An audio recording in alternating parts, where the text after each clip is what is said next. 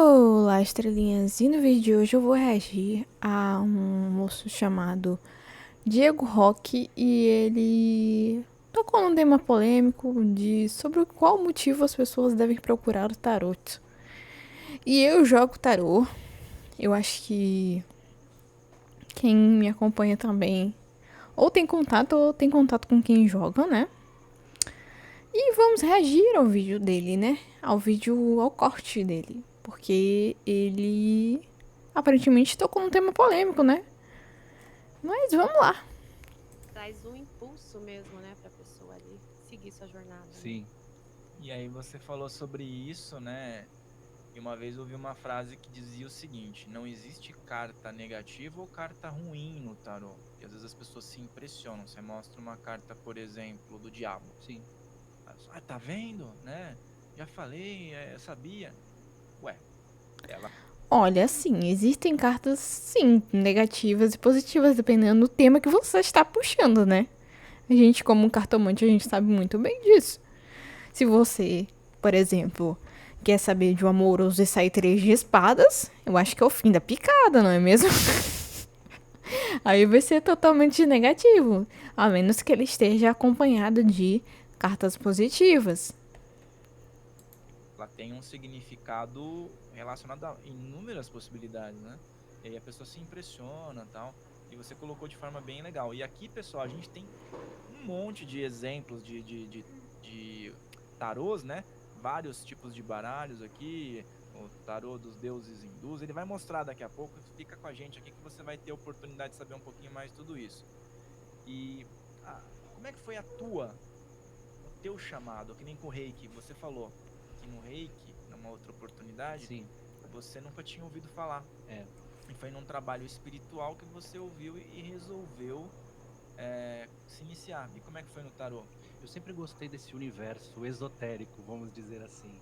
Eu sempre gostei de cristal, sempre gostei da palavra tarô, ela sempre me chamou a atenção, antes mesmo de conhecer, de só ver as propagandas, né? Ele é totalmente o contrário de mim. Eu sempre fui baralho cigano na cabeça e na veia, gente. Baralho cigano foi, tipo, o meu primeiro baralho e eu, tipo, eu jogava pra tudo. Se eu tinha uma dúvida, era baralho cigano. Se eu tinha, sei lá, um pensamento, era baralho cigano. Se eu tinha um questionamento, era baralho cigano. Porque eu só tinha aquele oráculo. Mas quando eu expandi os meus oráculos, as minhas formas de oráculo, eu hoje quase não abro. Só pagando mesmo. Em poste, essa mística, ela me chamava a atenção, sempre me chamou a atenção. E eu conheci o tarô sendo um consulente, passando por consultas com tarô. Na cidade onde eu morava, existia uma taróloga muito experiente, tinha uma sensibilidade muito grande, e eu, por intermédio de algumas pessoas, a conheci. E fui, num primeiro momento, por curiosidade, acho que acontece assim com muitas pessoas, com curiosidade, com medo, com todos esses mitos e bloqueios em volta, como qualquer outra pessoa. Mas me abrindo para esse novo. Sempre. Olha, eu nunca tive a oportunidade de ser a pessoa do outro lado, entendeu? Eu sempre fui a pessoa que joga. É estranho, né? Porque normalmente você se interessa por algo que você vê. E eu sempre fui a cartomante. Eu sempre fui a pessoa que, nossa. Ao contrário, tipo, só tem uma coisa que eu fui consulente, porque às vezes eu precisava de um pitaco que a gente. Eu não sei se vocês, outros cartomantes, vocês têm essa dúvida. Mas nós cartomantes, a gente tem esse pequeno problema de jogar pra gente. E a gente sempre pensa, nossa, eu tô delirando, eu tô maluco, eu tô dodói. E aí eu preciso de um pitaco, às vezes. Tipo, gente, vem aqui pra mim se eu tô maluca, se eu tô doida. E aí a gente vai lá nos grupos do que a gente participa e pergunta, nossa, e aí, o que vocês acham? Mas hoje eu quase não faço isso, porque a maioria das pessoas elas não sabem pitacar. Infelizmente. Gostei de procurar assim coisas novas. E aí fui, passava por um momento na minha vida de transformação, onde eu não conseguia encontrar luz no caminho para as coisas que eu queria transformar, e o tarô trouxe essa luz através dessa taróloga. Então eu passei por várias consultas com ela, A primeira foi muito bonita, assim, abriu muitas coisas que eu não conseguia enxergar, que estavam acontecendo ciclos viciosos na minha vida. Então eu tive a sorte de encontrar uma taróloga que tinha essa visão, não de interpretar, mas de analisar o que o símbolo do tarô trazia. E olha que interessante, é, Esse lance de ciclos viciosos é interessante porque a gente quase não percebe, mas eles estão sempre lá, estão sempre ao nosso redor. Por exemplo, eu não sei se vocês já perceberam, né? Mas normalmente a gente, quando tem uma vida, vamos dizer assim, em vidas passadas a gente nasceu perto de um rio ou nasceu perto do mar. Isso se repete outras vezes, entendeu? E eu fico maluca com isso, porque algumas coisas se repetem. Tipo, às vezes você tem. Vou citar o meu caso, né? 3 amigos. Um amigo morre e os dois ficam vivos. E às vezes é o contrário. Às vezes numa vida, o ciclo ele meio que.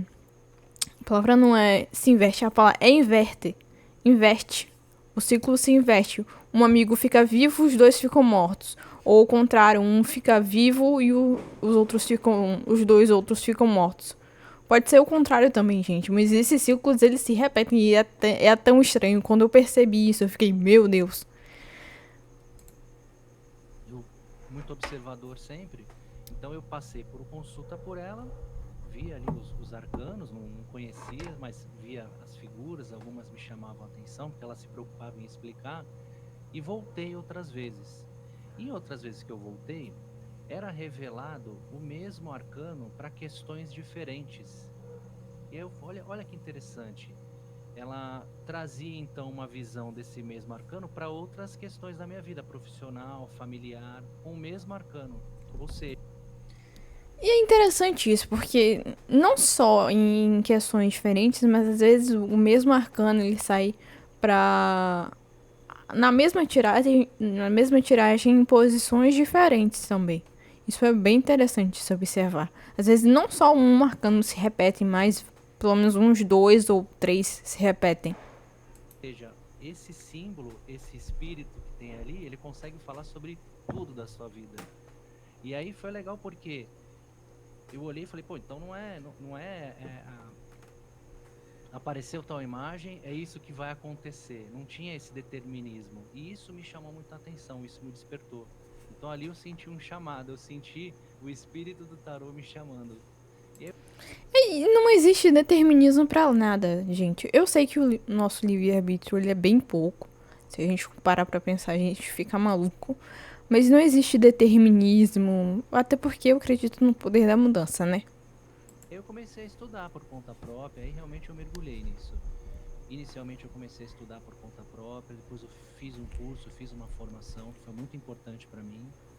Passei uns bons anos estudando, continuo estudando, me considero um estudante do tarô. E depois eu comecei na jornada que normalmente os tarólogos seguem. Comecei a atender amigos, familiares, pessoas próximas. Comecei a revelar o tarô também para as questões da minha vida. Até que eu senti coragem de começar a atender profissionalmente. E tô nessa caminhada aí. Eu já não fui tanto assim, né? Eu não sei se o caso dele e o meu vão ser totalmente invertidos, mas no meu caso eu quase não jogava pra família. Amigos eu acho que ainda não jogava, eu só comecei a jogar pra amigo recentemente. Mas eu jogava mais pra mim mesmo. É, E eu jogava pra, por exemplo, situações complicadas. Ah, fulano sumiu, cadê fulano? Eu jogava, não, o gato sumiu, cadê o gato? Sabe, eu gostava de explorar o tarô, o baralho cigano, ou qualquer forma de oráculo, eu ainda gosto, né? Em questão de, tipo, fazer perguntas que não são comuns e ver como o oráculo reage. É interessante, né? Legal, legal. É isso mesmo, né? Como eu costumo dizer também, o tarô ele é uma arte, né? Um super instrumento para autoconhecimento, seja para levar isso para as outras pessoas e principalmente para nós mesmos, né? Acho que todos começam assim, né? Pelos amigos, É, pessoas familiares, até ganhar essa força, essa coragem. E os símbolos mesmo são maravilhosos, né? Eles representam muito e passam muitas coisas diferentes ali em cada área, né? sim. Da nossa vida. E tem muita gente que sente um chamado para entrar nesse universo, mas ainda fica preso nos preconceitos. Sim. Então tem pessoas que infelizmente param nisso, então é legal a gente conversar sobre esse tema em aberto, dessa forma livre, tranquila. Não estamos trazendo verdade nenhuma, né? Só a Uhum. nossa busca espiritual que a gente está compartilhando aqui. Então é legal falar sobre isso em aberto, ainda bem que nós temos a possibilidade para falar e para quebrar esses mitos também. Hum. Então aqui não tem nada oculto, não tem nada secreto, né, nada pro negativo. Pelo contrário, o tarô ele vai revelar a sombra e a luz que existe em você. Como você muito bem disse, o tarô não existe arcano positivo ou negativo. Olha como o tarô ele é profundo, porque nós não chamamos nem de cartas. No estudo do tarô, nós chamamos as cartas de arcanos, ou seja, são aqueles que vão trazer, vão revelar os mistérios da alma. Então nós temos até um respeito com cada lâmina do tarô quando a gente vai se referir a esse instrumento mágico de expansão da consciência. Então, em cada lâmina do tarô, você encontra a sombra e encontra a luz, porque no ser humano existe luz, existe sombra e nós somos é, a junção de tudo isso. Cara, você falou sobre isso, sobre esse respeito que tem que ter, né? Sobre o estudo, que nem eu observo com ela também, o tamanho dos livros que são destinados ao estudo do tarô. Não são livros finos, são livros grossos e com páginas longas e letras pequenas, ou É, seja, são verdadeiras enciclopédias que você precisa se colocar à disposição de estudar. E algumas pessoas vulgarizam, né? Acham que é assim, enganação. Pode ser que tenha, como em todo lugar, pode tem, ser, mas pessoas que estudam, né? Que nem você trouxe vários livros aqui que sim. a gente vê que tem profundidade, elas sabem o quanto trabalhoso é estar inserido nesse meio, a responsabilidade que traz e o respeito, né, ao símbolo, à carta. Uma vez eu vi uma taróloga aqui que ela estava comentando que hoje em dia se inventa das mais diversas coisas, né?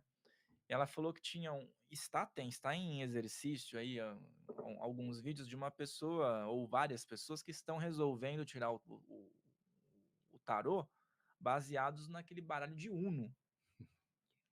E aí eu pergunto, né? Quem que definiu que o baralho de Uno é um oráculo? Porque aqui tem toda uma formatação. Eu faço a pergunta contrária. Quem definiu que o baralho de Uno não é um oráculo? Porque a definição para oráculo é tudo que a gente acredita, sabe? Quem definiu que o tarô era um oráculo? O próprio ser humano. Quem definiu que o baralho de Uno era um oráculo foi o próprio ser humano também. E antes, as cartas do tarô eram somente baralhos, entendeu? E a gente pegou essa. A palavra não é canalização, mas sabe como quando chamam de força de vontade, força de criação? E transformou num oráculo. É a mente. A mente em exercício. Simbológica, né? Então ela estava bem assim, brava com isso, né? E a gente vê, né? Tudo bem. Você pode dar o nome do que você quiser. Isso. A mesma coisa com a entidade da Umbanda. Pessoas utilizam do nome da Umbanda, utilizam do nome de uma linha espiritual para se ancorar em alguma coisa que só visa o ego, né? Perfeito isso que você trouxe. O tarô, ele não engana. Engana quem usa o tarô para reduzir a consciência das pessoas. Porque o tarô é uma ferramenta para a expansão da consciência. Agora, se a pessoa busca o tarô para mostrar o caminho para ela, ou para mostrar possibilidades, ou para mostrar tendências energéticas, legal, o tarô ele vai mostrar possibilidades, mas o livre-arbítrio está na pessoa. Então, a pessoa que vai decidir qual o melhor caminho a seguir. Agora, se você busca o tarô para te dizer o que vai ou não acontecer na sua vida, você está transferindo a sua responsabilidade para uma pessoa que vai trazer uma informação para você através de uma ferramenta. Ou seja, você está buscando reduzir a tua consciência, quando na verdade é o inverso. Então, o tarô, se utilizado dentro desse aspecto, ele vai ajudar sim. Agora, o tarô é um oráculo, assim como existem diversos oráculos.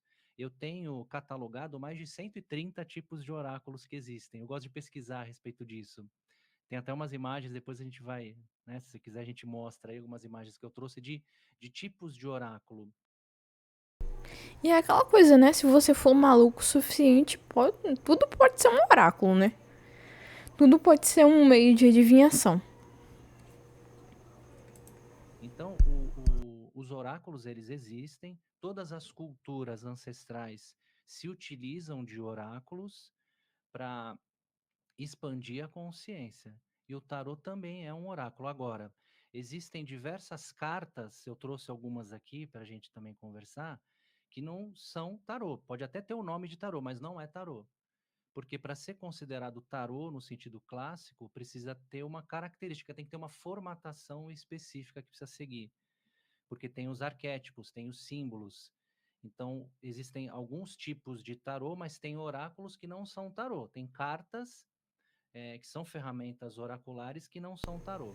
Para ser um tarô clássico, tem que ter 78 lâminas. Se você está aqui, eu te Ele não falou a polêmica que eu achei que ele ia falar, né? Porque pelo thumb eu achei que ele ia descascar a gente, os oraculistas, mas não. Até que ele foi tranquilo, né?